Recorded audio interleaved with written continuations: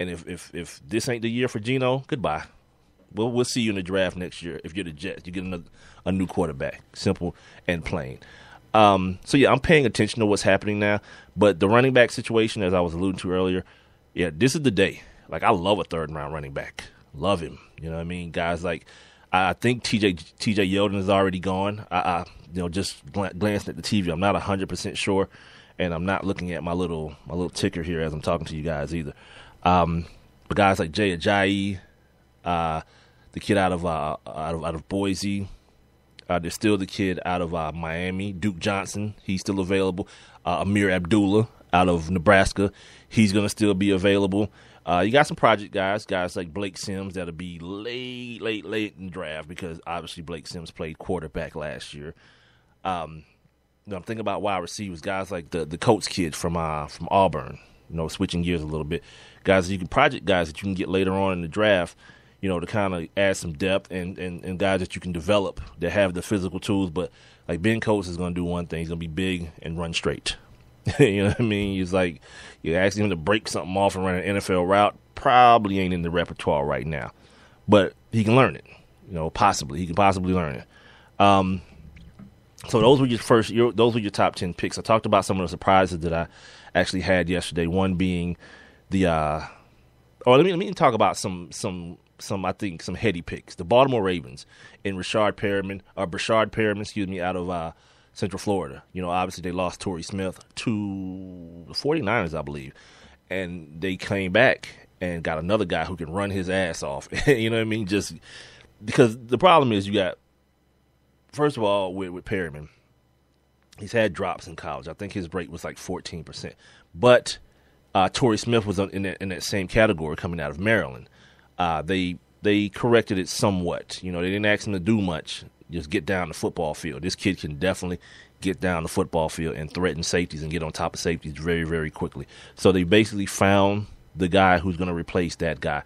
Another pick that I felt was real cool was a lot of people didn't see this one because they felt like Perriman was still there. A couple of guys were there. Even this kid that just got drafted from Ohio State that's going to the Jets now, Nelson Aguilar from out of USC. Good route runner and a guy who can return punts. People were talking about last night that he would be the replacement for Jeremy Maclin. I think he'll be the replacement for Jeremy Maclin and Deshaun Jackson because now he's a guy who can do what Deshaun Jackson did in the punt game, right? He's a guy who runs good routes and can get open across the middle of the field and be available. Yeah, I think they got a good pick. And then the other part about that is he's a Pac-12 guy, so you can assume that when Chip Kelly was out there, he probably recruited the kid. So he probably knows a lot more about the kid's background than we do, and he felt comfortable drafting the kid into his system. By all means. And then they have a USC quarterback on the roster that he could. They're not saying that Chip Kelly would do this, but he could defer to him and ask him more about the kid if he needed additional information. I think it's going to be a good solid draft pick for the Philadelphia Eagles. This is the Sports Kings podcast. Big Mike. Rob Calloway out in Vegas right now. I think he's out in Vegas. He might have taken my advice and went down into Mexico to catch the fight because they are letting the Mexicans see the fight for real. Now, I hope he doesn't get caught up with one of those cartel jackings. We'll find out by Monday. If he's not back here by then, probably going to have to send a search party for him. Well, they probably wouldn't do that. He's a young African-American man. He'd probably have to fend for himself. Yeah, sorry, Rob. The Bud Dupree pick, spoke volumes to me as well from the Pittsburgh Steelers, the kid out of Kentucky, the outside linebacker / defensive end. Yeah, it's time to hang it up on. They've probably turned the corner on Jarvis Jones already. University of Georgia standout at outside linebacker, could never find his way. He couldn't find his way within the NFL game. And one last one, real quick. I already talked about the Shane Ray pick with Dan Matthews earlier, but this Marcus Peters thing, Andy Reid kind of stepped out on the limb. Some people think he's the best corner in the draft.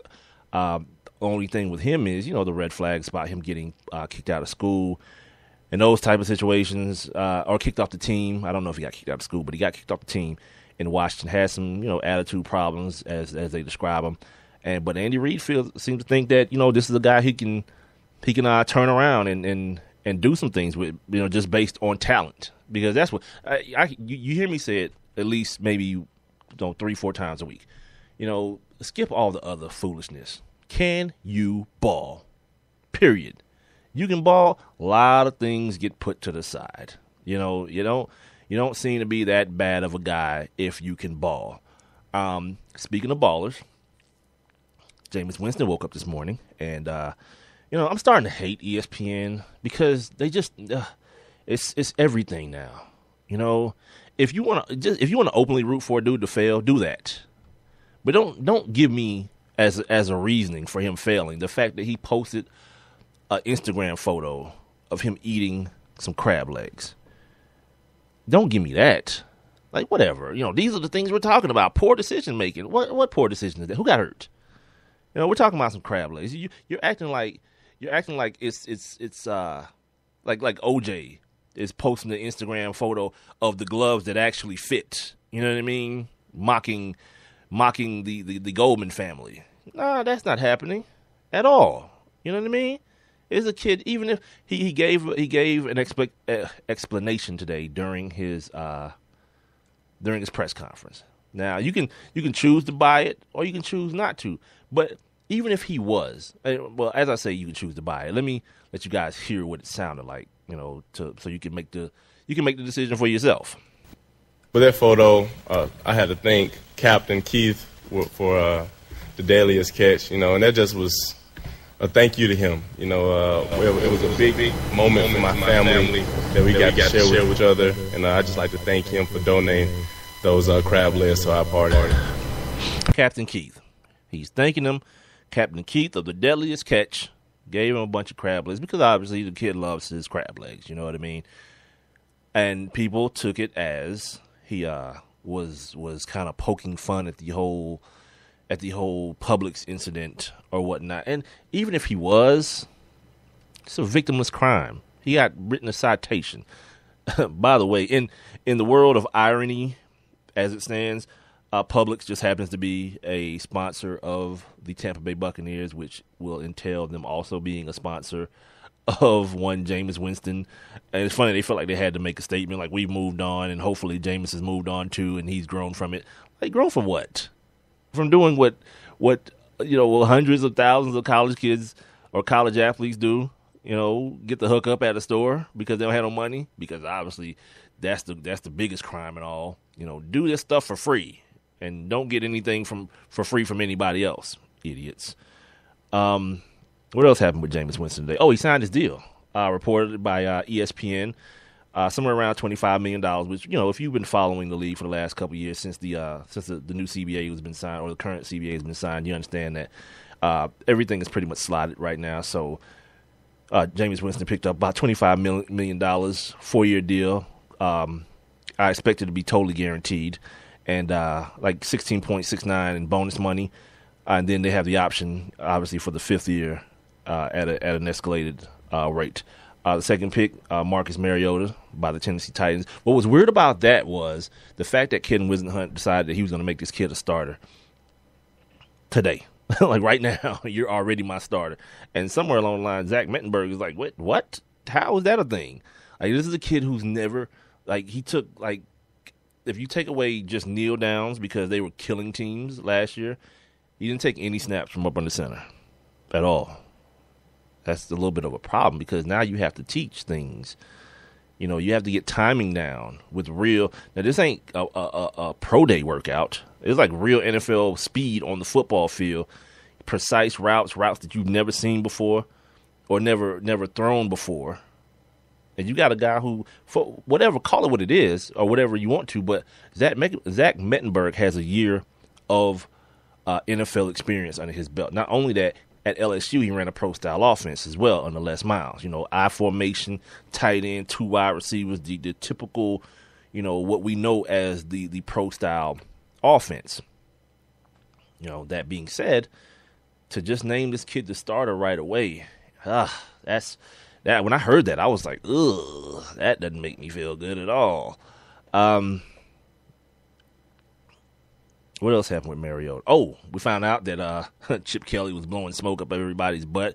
He was trying his ass off. He was he was trying to put everybody he could, in a deal to get his boy, man. And yeah, it just didn't work out for him. He didn't.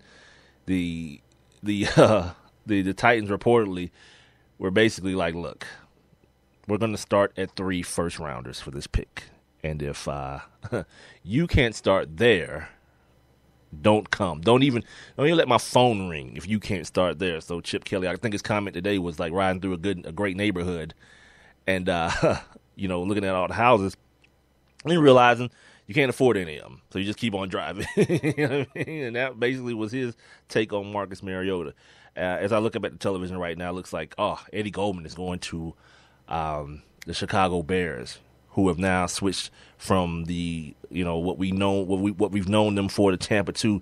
They're going to run a 3-4, and they've got their nose tackle, young, big-bodied young man out of Florida, great pick, kid that can go get it. He can do some things on the football field, some nice things on the football field. He'll be the anchor, the nose tackle in that Chicago Bears new look 3-4 defense up there.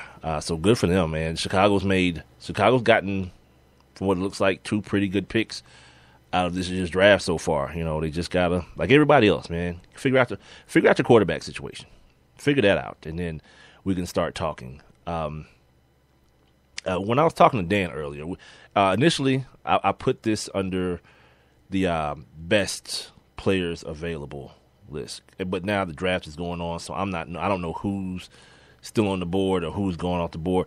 But a couple of names that I did put. Randy Gregory, he reportedly was like super duper mad about, like, he just kind of melted down emotionally about what he felt. He felt he was wronged as far as not being drafted or whatnot, and now he did the the regular thing. Everyone who passed on me is going to pay and all this. Yeah, that's cool. We'll remember that when you ball. Because we never remember the dudes who say that did, well, I guess you do, because you remember Johnny Manziel saying that same foolishness. But actually, he didn't say that to everybody. He told the Cleveland Browns, if you pass on me, you'll regret it. How about I think they regret not passing on you, Johnny? I'm just going to say that. You know what I mean? You've given them nothing, and you're on cocaine. You're a cocaine head, so all that. But then, the La'el Collins thing, man. I keep saying this, man, that it reeks. God, it reeks of that Ray Caruth situation, man. And I guess I'll say I hope it's not that, but I really don't have a hope either way. You know what I mean? I hope, what I hope happens is what I hope in most situations, most terrible situations, that the truth is revealed. You know what I mean? And if he's responsible for any of the wrongdoings in this situation, that he takes his ass to jail for a long, long time, a very long time. Like, the least thing on his mind should be NFL, like, because now what's going on now is, like I mentioned earlier in the show, he's telling the police that he'll meet with them on Monday. Now, they were looking for him on Tuesday. He left the draft and went back to apparently clear his name. Well, that didn't happen. They said he didn't meet with him. Now we're to the end of the week, Friday now. He still hadn't met with him. What his lawyer is trying to do is call around to all these NFL teams now, these GMs, the teams that were looking to draft him, and tell them La'el Collins' side of the story. And now apparently he feels as though he has some sort of leverage or some sort of power or pull that he's able to hold the draft hostage and say, if you don't draft me today, if I don't get drafted in this second or third round today, just don't draft me, because I'm not playing then if it's not happening. Yeah, we're starting to find out a little bit. People always, these guys always, try to say, give you these canned answers. These dudes who know they're going in the first round or they're going to be top 10 picks. I'll just be happy to be drafted. It doesn't matter where. Apparently it does. Apparently it does when your ex-girlfriend comes up murdered and no one knows if the baby that they inevitably delivered is yours, and you haven't seen the police and talked to them about your whereabouts and what you were doing at the time. Because here's the deal. I look at so much of this 48-hour situation